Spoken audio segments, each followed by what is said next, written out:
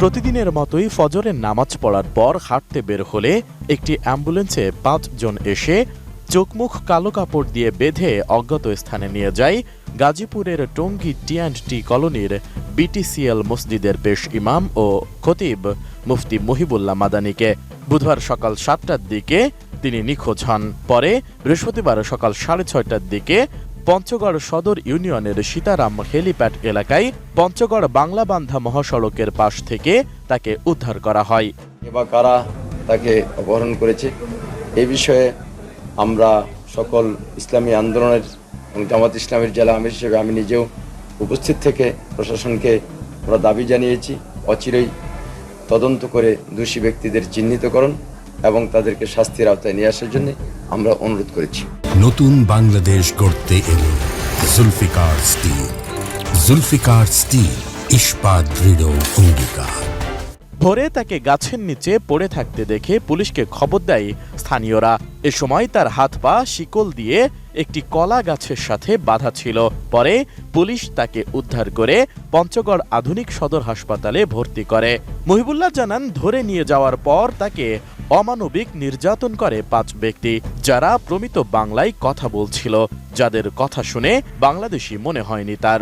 11 মাস ধরিয়া অনেকগুলি চিঠি দিছে বেনামি, আমারই হুমকি দিয়া নানান রকমের কথা বলিয়া দিছে যে এইরকম এরকম বলার জন্য এই অখণ্ড ভারত ইসকন এর পক্ষে কথা বলার জন্য, বাংলাদেশে ধর্মভিত্তিক দলগুলির বিরুদ্ধে কথা বলার জন্য, বিএনপি এনসিপি এদের বিরুদ্ধে কথা বলার জন্য, আর মুসলমান মেয়েরা হিন্দু ছেলেদের সাথে প্রেম করতে কোনো বাধা নাই, এগুলি মিম্বরে বসে তুই বলবি। 21 তারিখের চিঠি, এটার মধ্যে লেখছে কোরআন পাঠ করতে পারবি না, আল্লাহ মোহাম্মদ ইসলাম শব্দ মুখে বলতে পারবি না। এই 7টার দিকে হাঁটতে বাইরে ছিলাম, তারপরে এইরকম একটা গাড়ি আসা মুখে কি জানি ধরছে আর পিছে দিয়া আমার অপারেশনের জায়গায়, ব্রেন টিউমার অপারেশনের জায়গায় জোরে 2-3টা থাপ্পড় দেওয়ার পরে আর বলতে পারি না কি হয়েছে অবস্থা। খালি এইটুকু অনুভব করছি যে মানে যদি কই নেয় এইরকম। তারপরে এইখানে কতক্ষণে আসছে কইতে পারি না, আমার মোবাইলটা কোন সময় লয়ে গেছে তাও কইতে পারি না, আমার টাকা পয়সা হাঁটতে পারিছি তেমন বেশি ছিল না, 1-1.5 হাজার টাকা ছিল পকেটে। এরপরে এখানে আসার পর আমারে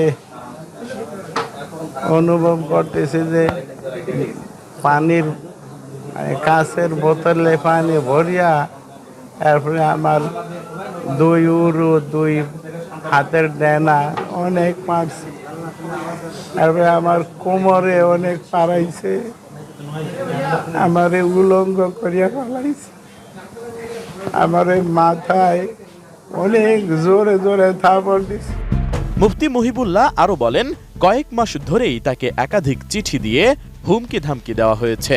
ইসকনের নেতা চিন্ময়ের পক্ষে কথা বলতে বলা হয়েছে, বিএনপি জামাত এনসিপির বিরুদ্ধে কথা বলতে বলা হয়েছে, হিন্দু মুসলমান প্রেমের পক্ষে কথা বলতে বলা হয়েছে।